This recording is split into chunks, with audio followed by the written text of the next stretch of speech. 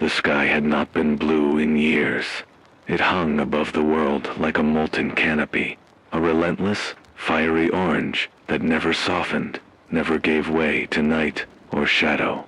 The sun itself seemed larger now, a blazing overseer, scorching the earth with an unforgiving hand. Rivers that had once carved valleys and nurtured cities were nothing more than cracked channels of dust. Lakes had shriveled into pale, chalky hollows. The rain had abandoned us decades ago, leaving the soil brittle and unforgiving. Wherever life once thrived, now only brittle skeletons remained, trees stripped bare, crops turned to ash before maturity, grasses reduced to sharp shards of brown. Cities were unrecognizable.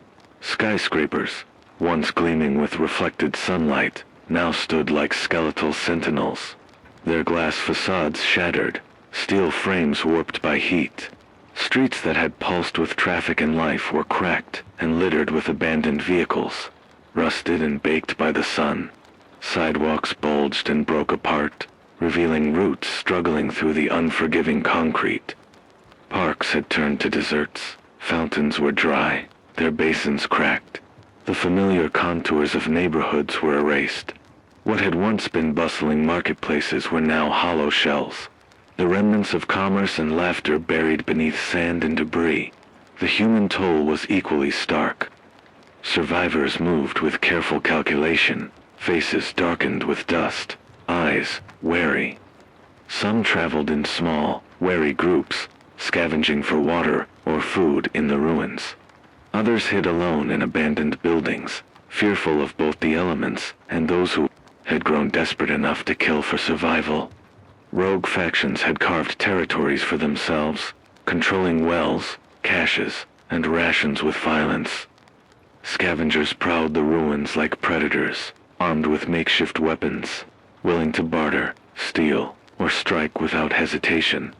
Civilization's institutions had largely vanished. Governments were skeletal or absent, law reduced to whispers or brute force. Hospitals and schools were abandoned or converted into shelters. Power grids failed long ago, leaving the landscape in a perpetual, harsh light, broken only by the occasional flicker of a generator. The air was thick with dust, a fine, gray haze that coated everything, settling into the cracks of buildings, the folds of clothing, the hollows of empty eyes. Heat shimmered over pavements, and every breath carried the bitter taste of arid soil. Nights were no relief. Temperatures fell only slightly, leaving a restless warmth that made sleep shallow and dreams restless. The wind, when it came, swept through the ruined streets, carrying ash and debris, rattling metal doors and scattering brittle papers that were once maps, letters, or newspapers. Even landmarks were lost to time and climate. The riverwalk where families once strolled was now a yawning scar, the water gone and replaced with a hollow, dry expanse. Mountains, once snow-capped and gleaming, had lost their white blankets, revealing jagged brown and red rock. Forests that had covered hillsides were reduced to stunted, blackened trunks. Roads twisted and buckled in the heat, leading nowhere useful, cutting the familiar paths of survival into dangerous, disorienting mazes. Amid all this, pockets of life persisted, stubbornly, a single well hidden behind a crumbling wall, a patch of irrigated land maintained in secret, or a lone tree stubbornly holding on to green leaves, were treasures, celebrated by those who had learned to value them. But scarcity defined everything. Water was measured in hours, food in handfuls, fuel in precious liters that vanished in a day. The struggle was unending, constant, a gnawing anxiety that never left the bones. In this world, every sound carried significance. The groan of a building, the crack of dry earth, the distant shouts of desperate humans, all were warnings. Trust was a rare currency. Hope was rarer. Yet even here, amidst the decay, there were traces of human persistence. Messages scrawled on walls, old radios that still whispered fragments of news, and the occasional surviving community reminded everyone that humanity's flame had not completely died. The landscape might be barren, the sky a constant blaze, but survival endured, however fragile, however tenuous, and so the world waits not for recovery, not for mercy, but for those who can navigate its cruel new rules. The dust settles, the heat rises, and somewhere, under that endless orange sky, humans continue to fight, scavenging each breath, each drop of water, each sliver of hope, clinging to life in a world that has forgotten what rain feels like. I am the voice you hear crackling through the static, the one whispering into the darkness of a world that no longer knows night or day. My name doesn't matter anymore. Names are fragile things, easily forgotten. What matters is that I am still here, still speaking, still trying. There was a time when my life was simple, or at least it seemed simple. I had a home with walls that didn't sway in the heat, a bed that didn't creak with the weight of survival, and people who laughed and argued and lived. I had work that mattered, bills I complained about, routines I followed blindly. I had family, and now I have none of that. The drought came slowly, almost imperceptibly at first, a skipped season of rain, crops wilting, rivers retreating.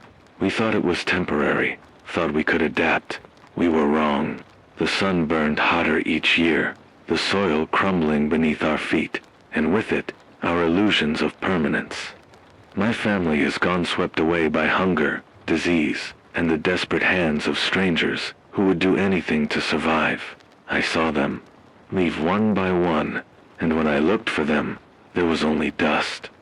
Only dust and memory. I survive now by keeping my routines rigid and my mind sharp. I have a small shelter, a fortified room cobbled together from remnants of a library and a hardware store. A place where the walls are lined with metal sheeting to keep the sun's heat from cooking everything inside. Water is the first priority. Each day, I search the ruins for anything still.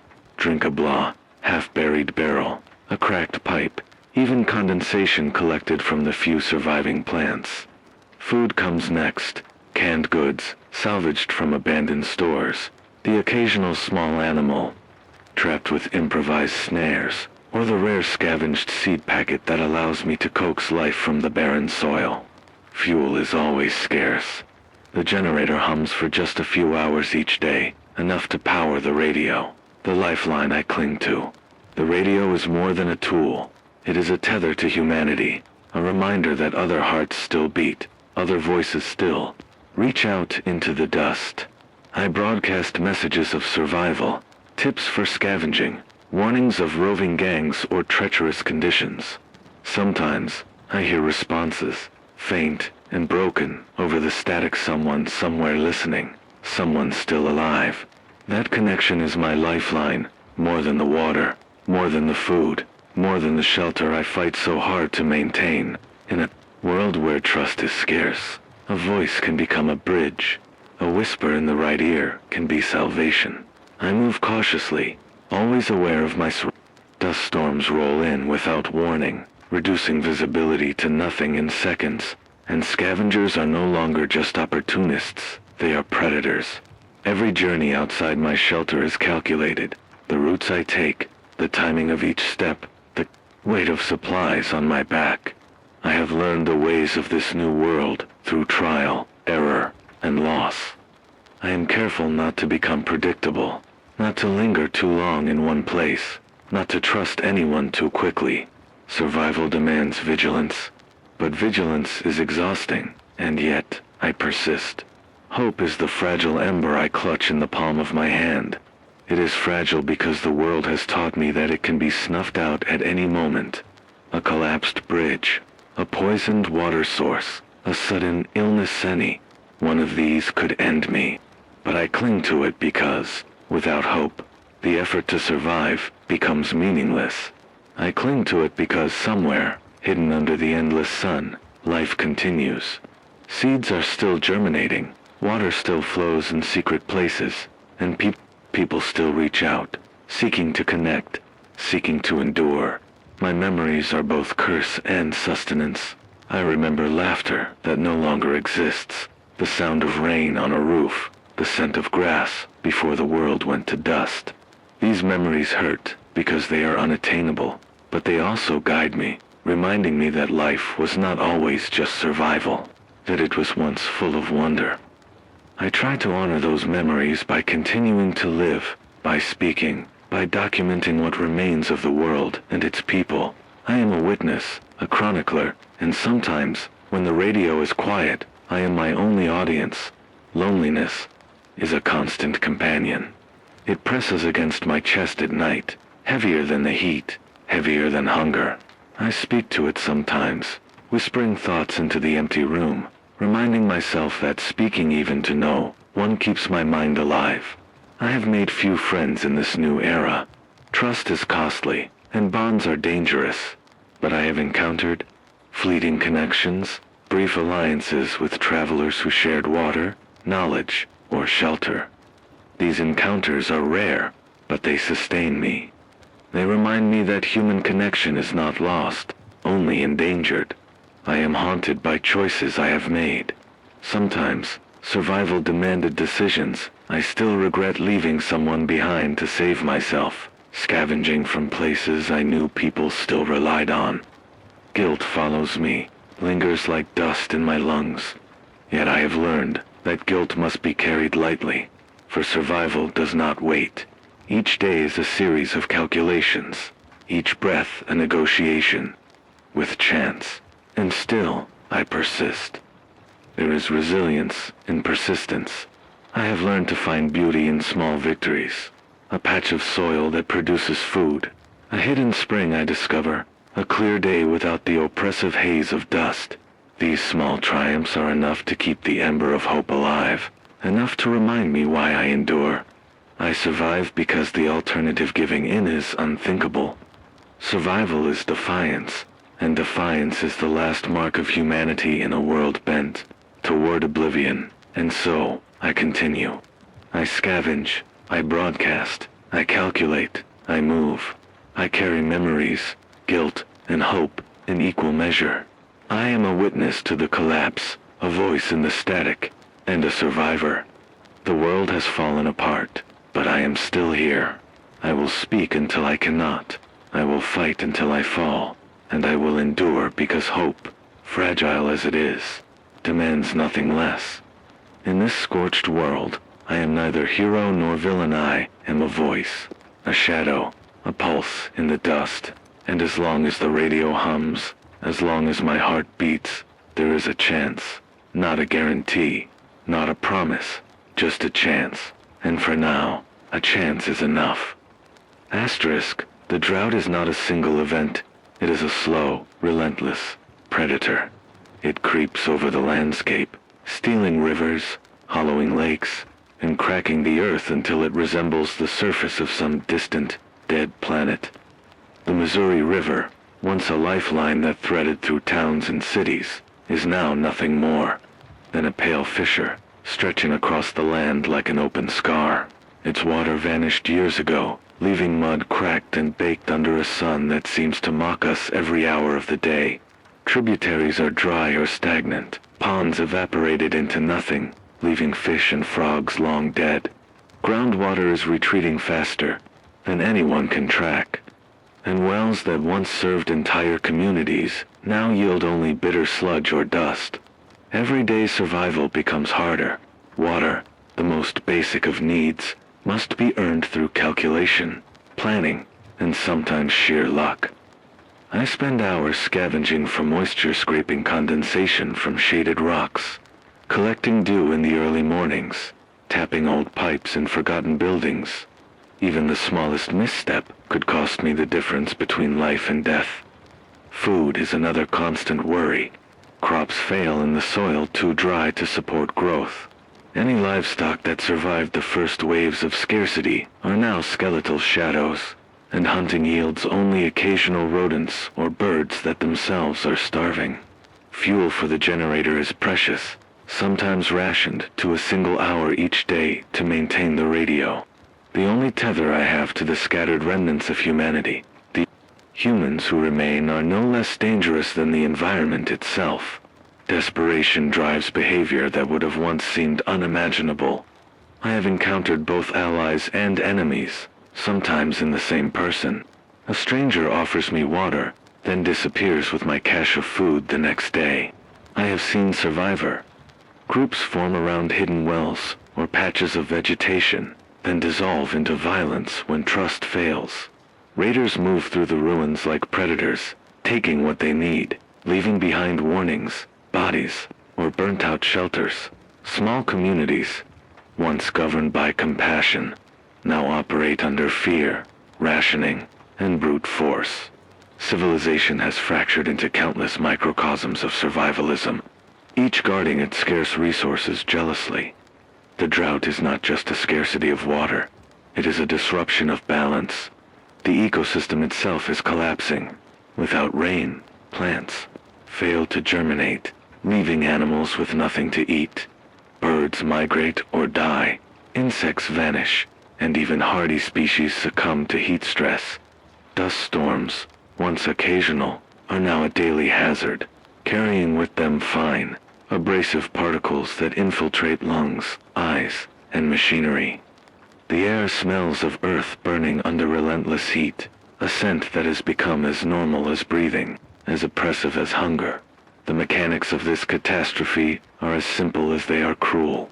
High-pressure systems dominate the skies, trapping heat and diverting storms away from the continents.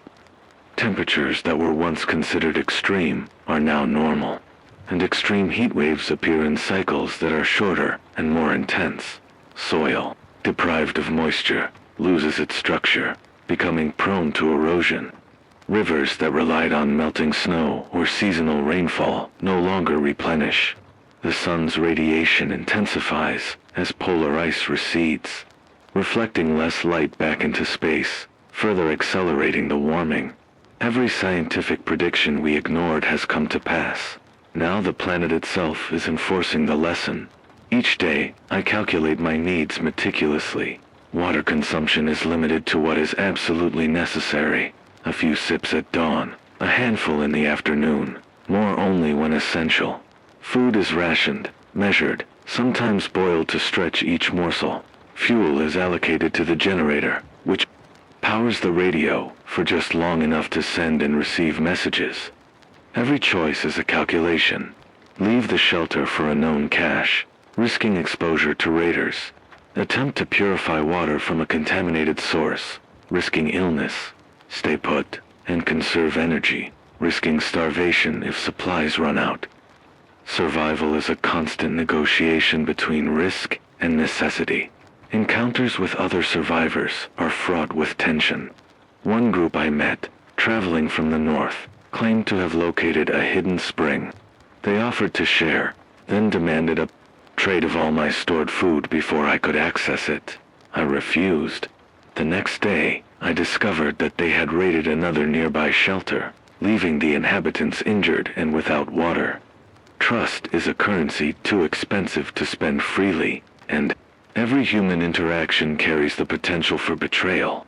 Yet occasional alliances persist. One woman showed me a method to collect condensation from underground pipes more efficiently. A small tip, but it saved me a liter of water a day's life. Small fragments of cooperation survive even in this brutal world. The environment itself is a constant, ever-shifting threat. Dust storms obscure vision in seconds, suffocating and blinding. Heat waves can raise temperatures to levels where prolonged exposure is lethal, even in the shade.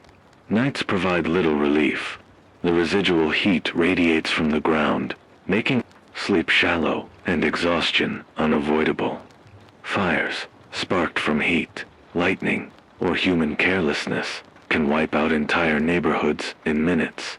Even moving across the terrain is perilous. The cracked earth can collapse beneath weight.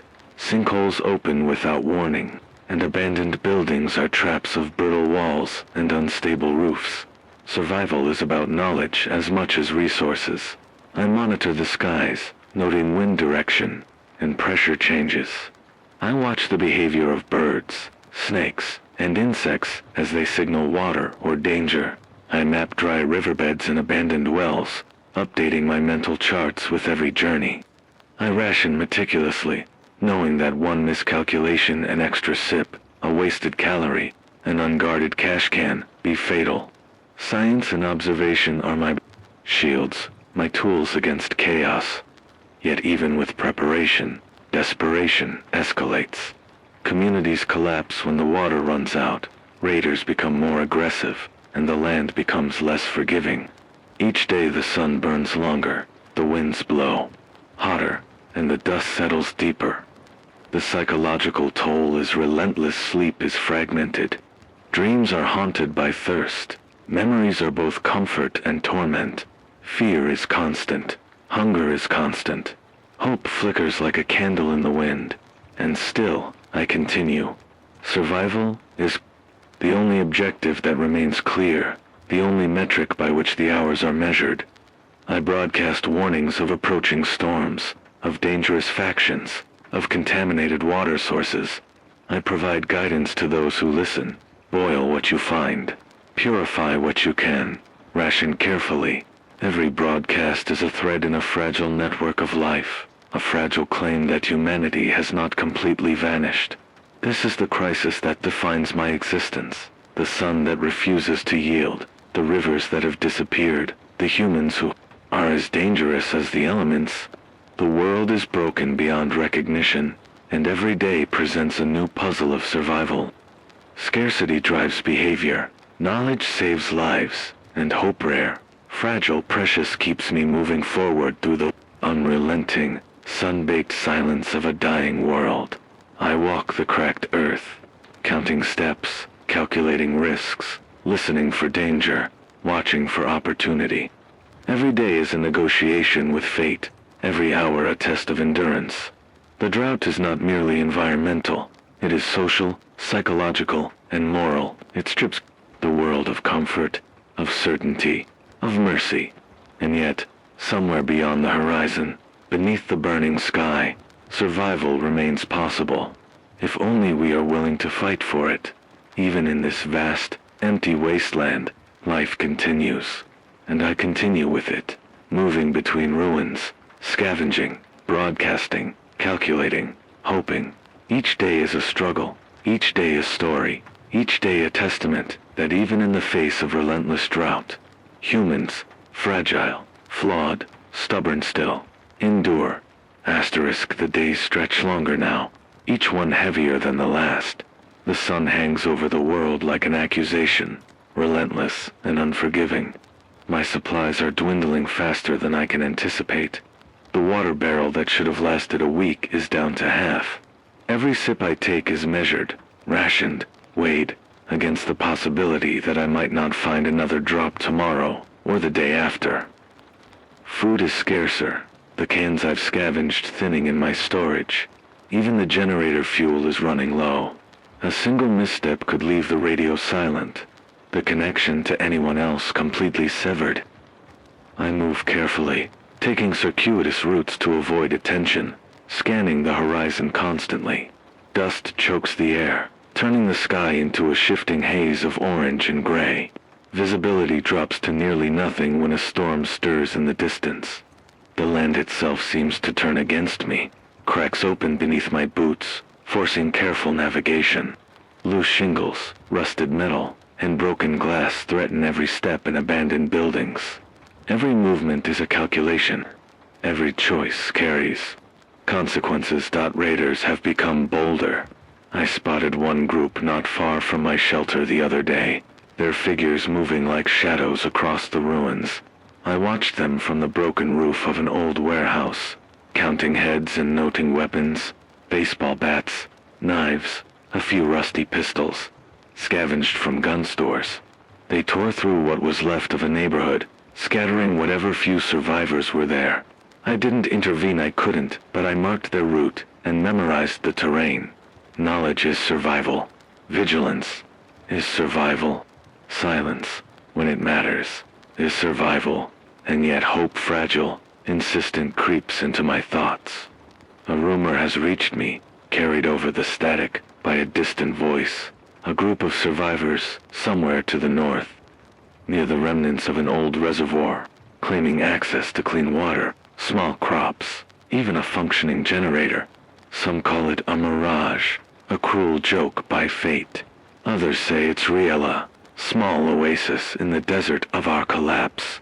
I don't know which to believe. Every fiber of my being tells me it could be a trap, a lie, or a desperate ploy. And yet, the thought of it sparks something I haven't felt in years. Anticipation, motivation, possibility. The radio crackles with fragments of other voices, survivors exchanging tips, warnings, and rumors. Each transmission carries both hope and caution.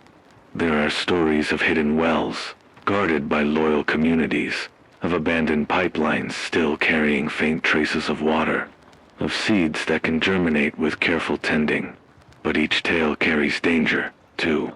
Those who seek the same resources are competitors, sometimes lethal ones. Trust is rare, trust is expensive, and yet I have to decide whether to risk it. Internal struggle gnaws at me as I consider the rumor of the northern community. Should I risk everything, my supplies, my safety, my very life to find them? Or is it better to remain cautious, isolated, guarding the fragile equilibrium I have carved from ruin? Each night, I weigh the decision.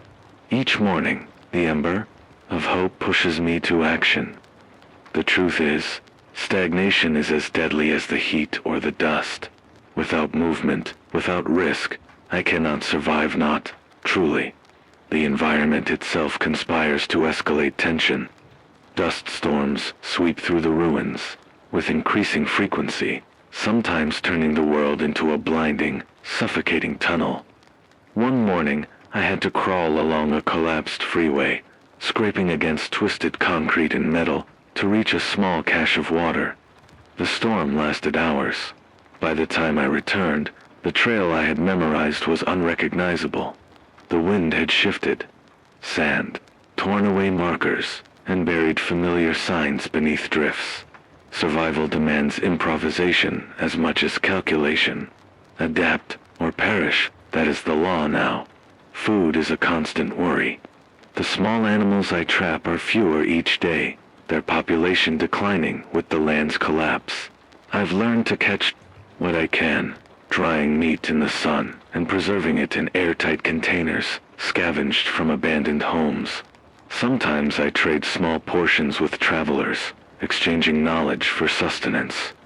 Every transaction carries risk. Every exchange could be my last. The northern rumor has drawn me out. Despite caution, I leave behind the fragile comfort of my shelter, traveling through a landscape that feels increasingly alien. Rivers have disappeared entirely, leaving cracks and hollows where water once flowed.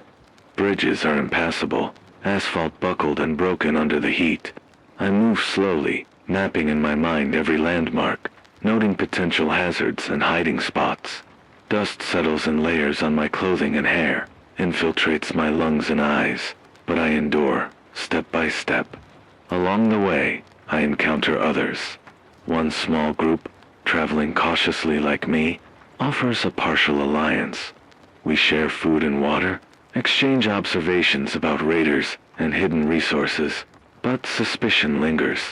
Every smile is measured. Every word carries double meaning. I have learned to read the subtle cues: tension in posture, hesitation in speech, the way eyes flick toward a potential source of advantage. Trust is given sparingly, and only for survival's sake. The journey becomes a test of endurance and mental fortitude. Heat, thirst, and dust weigh heavily, but so does the uncertainty of human interaction. Every step forward is accompanied by calculations of risk versus reward. Each encounter could result in help or death. I find myself thinking constantly, analyzing motives, remembering past betrayals, and asking, can hope be real in a world like this, or is it always another mirage? And yet, there are signs that make the ember of hope burn brighter. Tracks in the dust that do not belong to raiders, carefully made, purposeful. A stack of stones arranged in a way that marks a path. A faint scent of smoke in the wind, distant but distinct, suggesting life. fire, and possibly water. Small clues, but they feed a longing I had almost abandoned. The possibility that the rumor is not just wishful thinking, that some fragment of civilization has survived, organized, and perhaps thriving quietly at night. I listen to the static, tuning for any hint of guidance. Each crackle carries fragments of other voices, and occasionally I catch phrases about the northern reservoir, water, crops, safe, generator, small community. The words are incomplete, distorted, but they are enough. Enough to keep me moving, enough to keep me alive. And yet, tension is unrelenting. Raiders move unpredictably, dust storms appear without warning, and resources become ever scarcer. The journey itself is a constant battle, against nature, against time, against human desperation. I ration every sip of water, every bite of food, every ounce of fuel. I navigate ruins with caution, avoiding open areas where visibility is poor. Every night, I sleep lightly, half awake, listening for the slightest sound of danger. The myth of the northern community becomes my obsession. I question everything. Could it be a trap, designed to lure desperate travelers into a deadly ambush? Or could it be real, a lifeline in a world otherwise extinguished? The ambiguity torments me, and yet drives me. The human instinct to hope, even against evidence, pushes me onward. I cannot remain in stasis. Survival demands movement, action, and a willingness to risk everything for a sliver of possibility. By the time I reach the outskirts of the area where the community is rumored to exist, I am exhausted but alert. Every sense is heightened, the crunch of dust beneath my boots, the whistle of wind across broken metal, the faint scent of water, or vegetation carried by a shift in the breeze. I move cautiously, scanning for movement, analyzing every detail.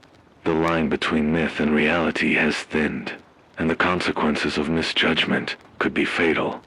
In the midst of this, I reflect on the strange paradox of hope.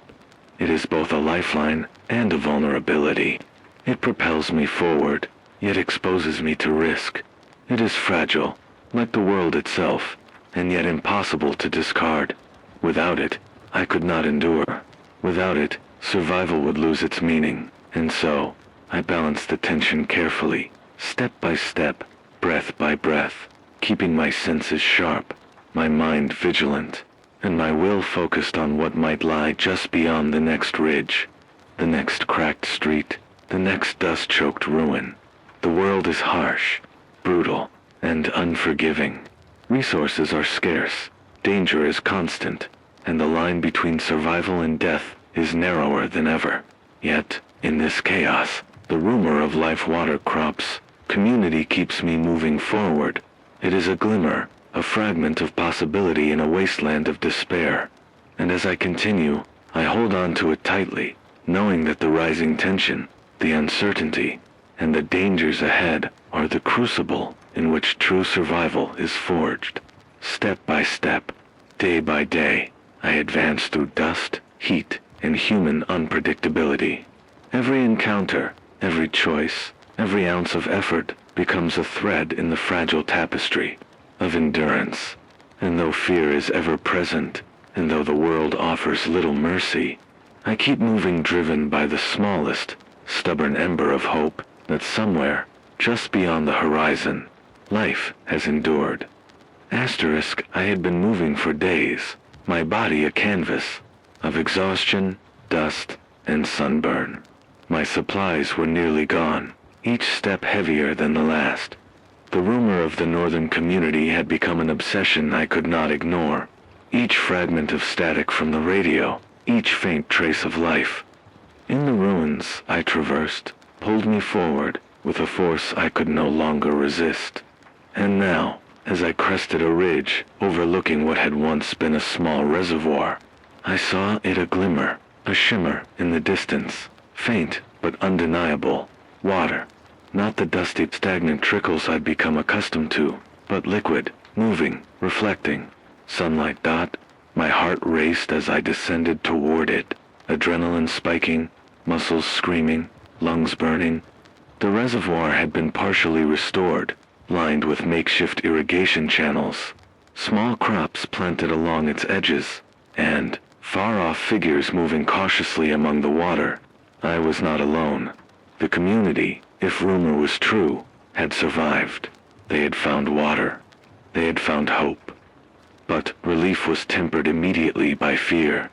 Raiders, or worse, human predators disguised as survivors, could be anywhere. One wrong move could end everything.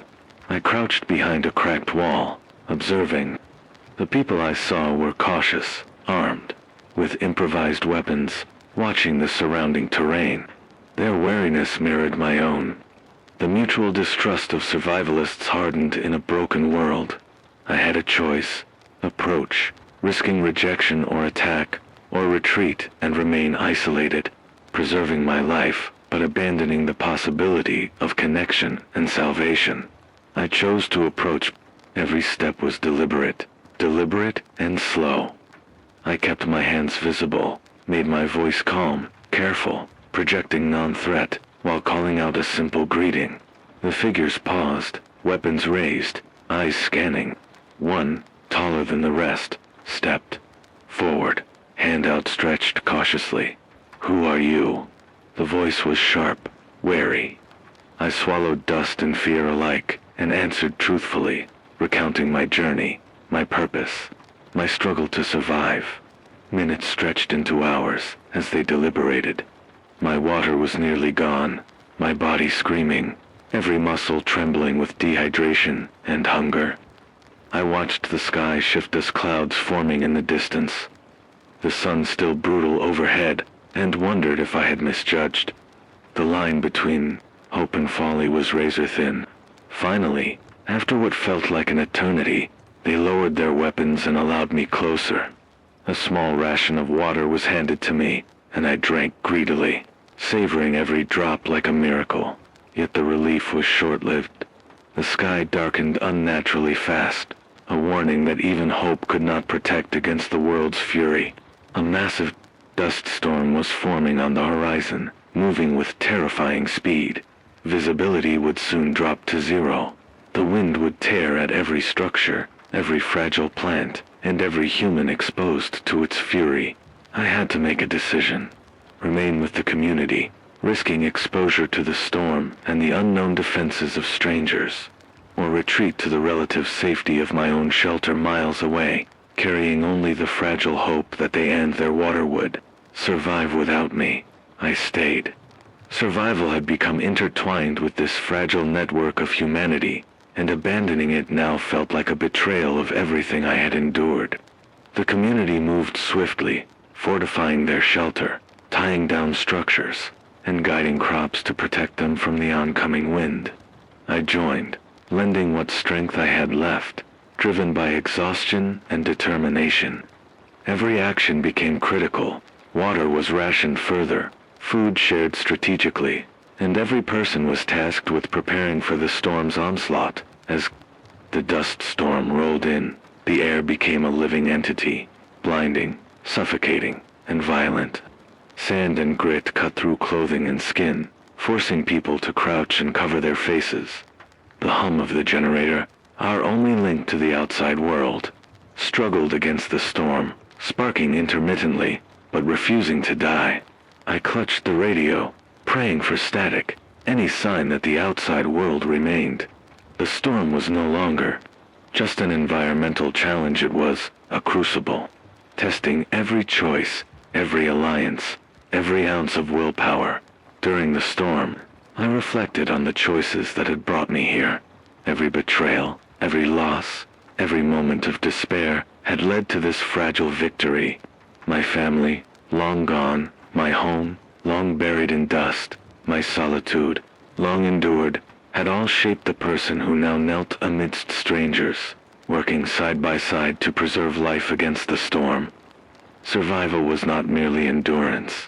It was commitment, adaptation, and the courage to hope when hope itself seemed like a dangerous folly. Hours passed in what felt like minutes, the storm relentless. We moved through gusts, shielding water and crops, reinforcing structures. One man tripped and fell, and I reached for him instinctively, pulling him to safety.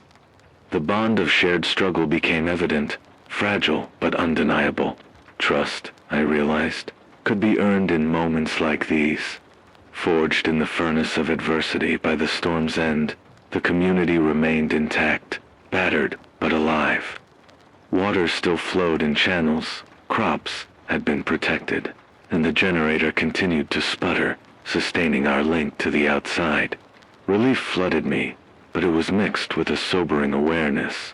The world outside remained dangerous, unpredictable, and unforgiving. This victory was temporary, a brief reprieve in a landscape that offered no guarantees. Yet the turning point was undeniable. I had discovered more than a water source. I had found human resilience, collaboration, and the faint glimmer of civilization persisting in a broken world. The choice to stay, to risk everything, had paid off. My role was no longer that of an isolated survivor. I had become part of a fragile ecosystem of life, a participant in the struggle to endure, and in the quiet after the storm, as we tended to the wounded and assessed the damage, I realized something fundamental. Survival was no longer a solitary endeavor. The ember of hope I had carried through endless dust and sun now burned brighter, fueled by shared effort, mutual trust, and the knowledge that even in the harshest world, humanity could persist. But the climax was not only in survival, it was in recognition, in reckoning with the choices I had made. I had risked everything. I had faced fear, exhaustion, and the possibility of betrayal, and I had endured. I had survived not just the environmental collapse, but the moral and psychological crucible of a world stripped to its bones. And now, standing amidst strangers who had become allies, watching water flow and crops endure, I understood the fragile truth. Life continues not through perfection, but through perseverance, courage, and the willingness to act when the world seems most determined to crush you. The storm had passed, but the world remained harsh. Dust would return, heat would scorch, and resources would continue to be scarce. Yet, in this turning point, I found clarity.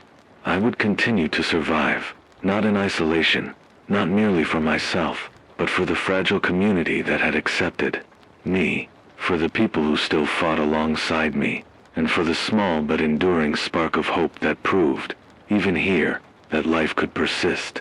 For the first time in years, I allowed myself to see beyond mere survival. I could envision a path forward, uncertain, precarious, but possible. The turning point was not a single moment, it was a convergence of choices, risks, and endurance, crystallized in the discovery of water, the survival of the storm, and the fragile bonds forged in adversity. And in that realization, I understood that the climax was not just the storm, the water, or the choices. It was the awakening to a new reality, that even in the desolate remains of a world undone, humanity, resilience, and hope were not yet extinguished. The world had tested me, tried to break me, and I had endured. Not alone, not invincible, but alive, and with a purpose renewed by discovery, connection, and the unrelenting will to survive. The storm had passed, but the world had not reset. The dust still clung to every surface, every structure, every living being that had survived its onslaught. I stepped out from the relative shelter of the reinforced building, my boots crunching against a layer of sand and grit that had settled unevenly over the crops and the water channels. The reservoir's surface glimmered weakly in the afternoon sun, disturbed here and there by the wind stirring small ripples. Life persisted but precariously. I took stock of what had survived and what hadn't. The crops, though battered, remained rooted. Some of the irrigation channels had collapsed, washed over by the force of the gusts, but the water still flowed. The generator, the fragile heartbeat of our small community, sputtered but persisted, its hum a constant reminder of human ingenuity amidst decay. I felt a cautious relief, tempered by the knowledge that survival was temporary, fragile, and demanded constant vigilance. Around me, The community moved with quiet urgency. They tended to the wounded, repaired broken walls, and salvaged whatever could be saved from the storm's violence. The small group that had once been strangers now functioned like a team, each person instinctively taking responsibility for the welfare of all. I realized, with an almost shocking clarity, that this was more than survival. It was a tentative reconstruction of society in miniature. The bonds we had formed under duress were stronger than any familial or legal ties. In the world that had been, I reflected on the choices that had brought me here. Each step toward the rumored northern community had been fraught with risk. Every encounter with strangers had tested my trust and judgment. Every rationed sip of water, every measured step through dust and heat, had forced me to weigh survival against hope. And now, standing amidst people who had risked their lives as I had, I recognized that those choices had been worth it. The risk had yielded not just life, but a fragile network of connection, a reminder that even in a world ravaged by climate collapse, humans could still cling to purpose, morality, and hope. Asterisk, yet hope was not a luxury we could afford without. Cost resources remained tight. Water, though present, required careful distribution. Food was limited. Fuel for the generator was finite. We could not let our guard down. Raiders were still a threat, unpredictable and ruthless. Nature itself continued its relentless assault, with dust storms, heat waves, and failing vegetation, threatening every day. The environment had not healed. It had merely paused, offering a brief window in which life could adapt, but not flourish unchallenged. As I walked along the edge of the reservoir, I felt a pang of melancholy, mixed with cautious optimism. This small oasis was proof that human perseverance mattered, that ingenuity and collaboration could preserve life, if only temporarily. Yet, I also understood that this was not a permanent reprieve. The world outside this fragile bubble remained harsh, unyielding, and dangerous. Survival here depended on constant vigilance, continuous adaptation, and a willingness to endure both physical and psychological strain. I thought of those I had lost, the family I had once known, the home that no longer existed, the streets that had become unrecognizable wastelands.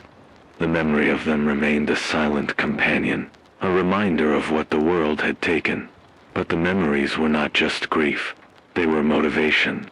Each act of care, each effort to repair what the storm had damaged, each rationed portion of water or food was a tribute to what had been lost, and a declaration that life, however fragile, still mattered. The storm had also offered perspective. Watching the community survive the tempest, witnessing their resilience in real time, forced me to reconsider the limits of human endurance. I had known desperation intimately, but seeing coordinated action, mutual support, and unwavering determination illuminated the capacity for hope, even amidst devastation. Survival was not merely a physical act, it was an ethical and emotional commitment. To live meant to care for others, to share, to strategize, and to endure collectively. I spent hours helping repair the damaged irrigation channels, using scraps of metal and old wooden planks to redirect water flow. Each improvement felt symbolic, a small assertion of human agency over a world increasingly defined by chaos. As I worked, I observed subtle signs of environmental adaptation. Small sprouts had survived in sheltered soil, insects had returned to disturbed earth, and birds cautiously returned to areas previously void of life. Recovery was not linear, not guaranteed, but it was present, faint and fragile, like embers in a dying fire. At night, I sat by the generator, listening to its sputtering hum, reflecting on the magnitude of what we had endured and what lay ahead. The community slept lightly, restless and vigilant, and I found myself pondering the balance between hope and caution. Hope was what had propelled me north, through dust and danger, to this community. But caution had ensured that I survived the journey and could contribute meaningfully once I arrived. Both were necessary, intertwined. inseparable in a world where misjudgment could be fatal. The aftermath of the storm also forced a reckoning within myself. I had survived alone for so long that connection had become a risk, something dangerous to desire. Yet, here, among these people, I had discovered that connection could be a source of strength, not weakness. Trust, carefully given, could yield more than safety. It could produce shared resilience, collective ingenuity, and, perhaps most importantly, the continuation of life in a world that had otherwise seemed determined to extinguish it. The environment remained unforgiving. Dust storms would return.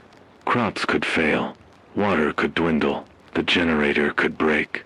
But in this fleeting calm after the storm, I recognized that the human capacity to adapt, to repair, and to endure could match the cruelty of nature. Our survival depended not on the cessation of disaster, but on our ability to respond, to collaborate, and to maintain resolve, even when conditions were at their worst. In quiet moments, I allowed myself to imagine a future beyond mere survival. Could this community grow? Could other survivors be reached and incorporated into this fragile network? Could we share knowledge, stabilize resources, and slowly carve out a sustainable foothold in this devastated landscape? These questions carried no guarantees, yet for the first time in years, I permitted myself to envision a world where the ember of hope might expand, where survival might evolve into something resembling continuity, rather than mere endurance. Reflection also brought gratitude. The choices I had made, the risks I had taken, the trust I had cautiously extended, the endurance of days filled with dust, heat, and uncertainty had led me here.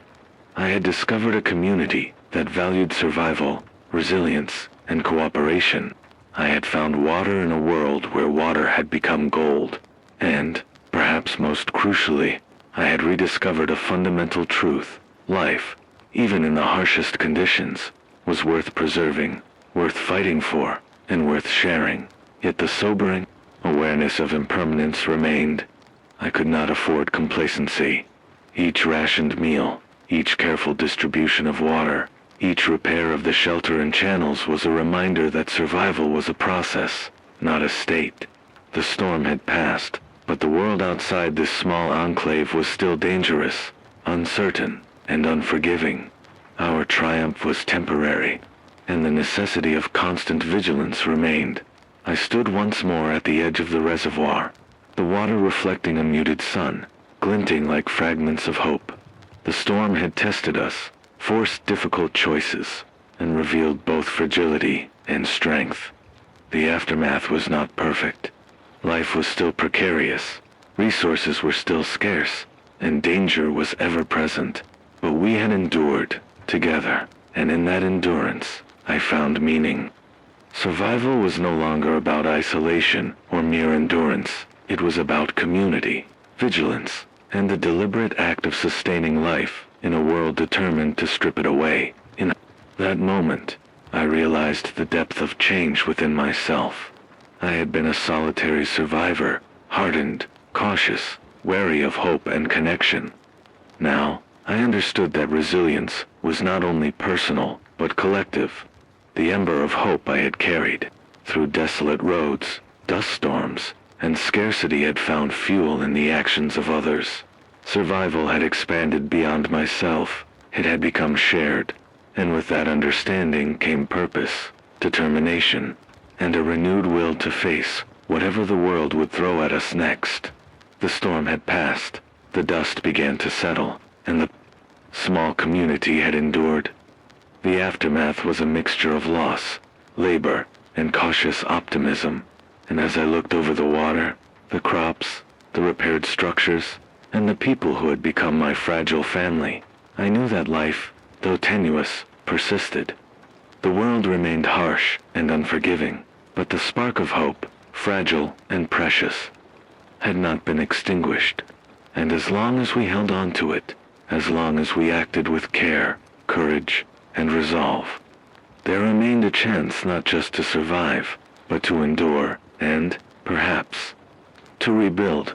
The air was quieter now, the storm long gone, leaving only the low hum of the generator and the occasional whisper of wind through battered crops. For the first time in days, I could hear myself think, could feel my own heartbeat without the frantic pulse of danger pressing against every nerve. Yet the silence was deceptive. The world outside this fragile oasis had not changed. Dust still hovered in distant skies, heat still baked the cracked earth, and scarcity remained a constant companion. Survival, I realized, was not a single act, it was an ongoing commitment. A perpetual negotiation with a world that refused to relent. I walked along the edge of the reservoir, watching sunlight dance across the water. It seemed ordinary, almost mundane, but to me it was miraculous. A glimmer of life persisted where none should have. I thought of the long months before this moment, the endless dust, the barren landscapes, the radio static that was my only companion, the perilous journeys through lands stripped bare of water, food, and hope. Each step had been a test, every decision a gamble, and now, despite exhaustion, despite the losses, despite everything the world had taken, we had endured. But endurance was fragile. Water would not last forever. Food supplies were limited. The dust storms would return, heat waves would scorch us, and raiders would still hunt for whatever we had managed to preserve. I could not delude myself into thinking this was safety. It was temporary, precarious, a small breathing space carved out by effort, risk, and luck. And yet, within this precariousness, I found a spark of hope, one that refused to be extinguished. I looked at the people around me, the ones who had become more than strangers, more than a makeshift community. They were companions, allies, fellow survivors. Their faces bore the same exhaustion I carried, the same vigilance, the same silent determination to continue despite a world that seemed intent on crushing us. In their actions, in the way they worked together, shared water, repaired channels, and protected the fragile crops, I saw a lesson the apocalypse had taught me. Survival was not merely about enduring. It was about connection, about collaboration, about nurturing life even when the odds seemed insurmountable. In the quiet aftermath, reflection settled in like dust in my lungs. I thought about the choices I had made, every risk, every trust given cautiously, every mile walked through desolation. Those choices had led me here.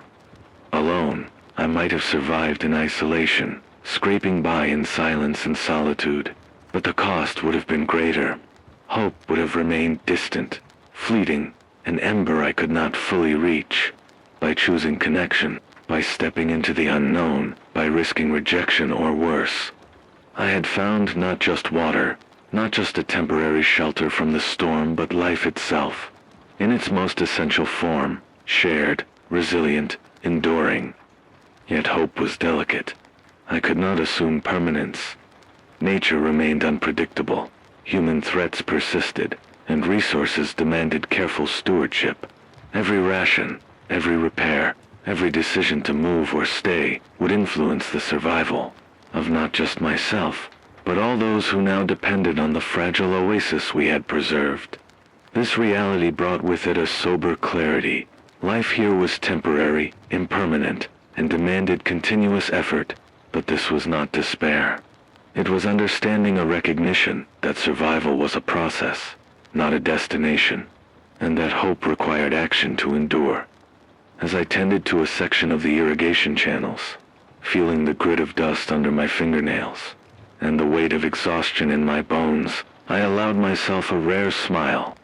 Small victories mattered.